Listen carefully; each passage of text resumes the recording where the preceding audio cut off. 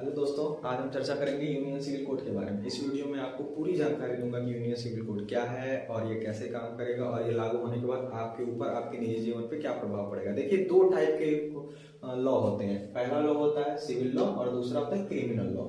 Civil law में कौन कौन से आते हैं? शादी, एडॉप्टेशन, बच्चे को अडॉप्ट करना, तलाक, संपत्ति, गिफ्ट। और क्रिमिनल लॉ में आते हैं हत्या, रेप, आगजनी, डकैती वगैरह, ये क्रिमिनल लॉ में आते हैं। तो जितने भी आपके सिविल लॉ होते हैं, सिविल लॉ धर्म के हिसाब से, रिलीजन के हिसाब से उन पे लागू होते हैं, लेकिन क्रिमिनल लॉ पूरे भारतवर्ष में जितने भी भारतवासी हैं सभी पे एक समान लागू होते हैं। चाहे वो हत्या और रेप हो, ये सारे जो कानून है सभी पे एक जैसे लागू होते हैं। हम एक एक करके बात कर लेते हैं कि यूनियन सिविल कोड का जिक्र क्या है और इसकी जरूरत क्यों पड़ रही है। देखिए, इसका बहुत लंबा इतिहास है।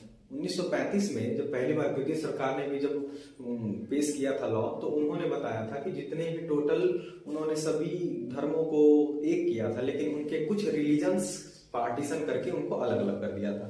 तो हम बात करते हैं, सबसे पहले इसकी बात कहाँ चर्चा की गई है? इसकी चर्चा की गई है आर्टिकल 44 में।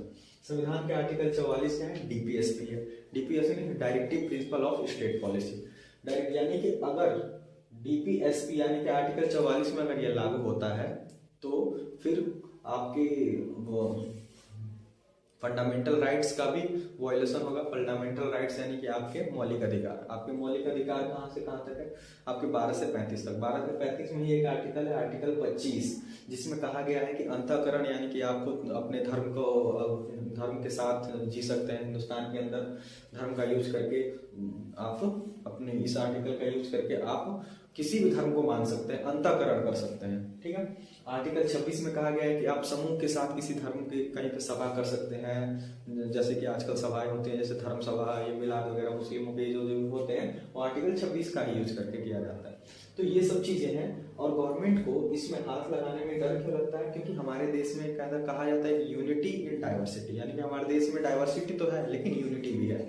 और कहीं प्रथा कुछ अलग है। जैसे हिंदुस्तान, जैसे कि हिंदू धर्म में क्या है कि जब वो शादी के बाद, तलाक होने के बाद ही पुरुष दूसरी शादी कर सकता है, लेकिन मुस्लिम धर्म में क्या है कि शादी होने पे पहले पति की रजामंदी से वो 4 शादियां कर सकता है। इस डाइवर्सिटी की वजह से थोड़ी सी दिक्कत आ रही है, क्योंकि अगर आर्टिकल 44 यानी कि यूनियन सिविल कोड, समान नागरिक संहिता लागू होता है, तो फिर कहीं ना कहीं इन आर्टिकल्स के थ्रू यानी कि वायलेशन हो सकता है। और खुद सुप्रीम कोर्ट की आपके फंडामेंटल राइट्स का संरक्षण होता है। सुप्रीम कोर्ट आपके फंडामेंटल राइट को संरक्षण देता है, इसीलिए कोर्ट क्या करती है, डायरेक्टली इनको हाथ नहीं लगाती है। उसके बाद आप जानते हैं कुछ ऐसे विकसित देश हैं जैसे कि यूके, जापान, ऑस्ट्रेलिया, यूएस, इन सभी देशों में कोई सिविल लॉ नहीं है। डायरेक्ट सभी क्रिमिनल लॉ, यानी सभी देशों के लिए सेम, सभी देश के रहने वाले नागरिकों के लिए सेम कानून है।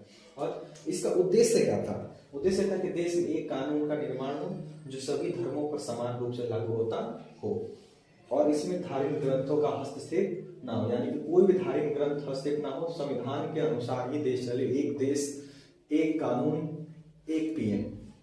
1941 में पीएम राव समिति ने हिंदू उत्तराधिकार अधिनियम पारित किया था, उसमें भी, लेकिन उसमें मुस्लिम, सिख, जैन इनको अलग रखा गया था कि उनके अपने मुस्लिम पर्सनल अबोर्ड अलग रहेगा। इन्हीं को देखते हुए देखो डीपीएसपी में एक आर्टिकल है 37। आर्टिकल 37 कहता है कि आप you can't enforce DPSP either supreme court और हाई कोर्ट, यानी कि ना आप सुप्रीम कोर्ट में जा सकते हैं इन्फोर्स कर सकते हैं लागू करवाने के लिए, ना हाई कोर्ट में। इसीलिए इस पे अभी है, इसको मना। ये दोस्तों अगर आपको याद हो तो सन 1985 में शाहबानो केस हुआ था, जिसमें संसद ने केंद्र सरकार से कहा था कि वो यूनियन सिविल कोड पे कानून बनाए, क्योंकि धर्म की किताबों में औरतों को काफी ज्यादा दबा दिया गया है। और यूनियन सिविल कोड लागू होने के बाद औरत और मर्द की दोनों बराबरी का दर्जा मिलेगा।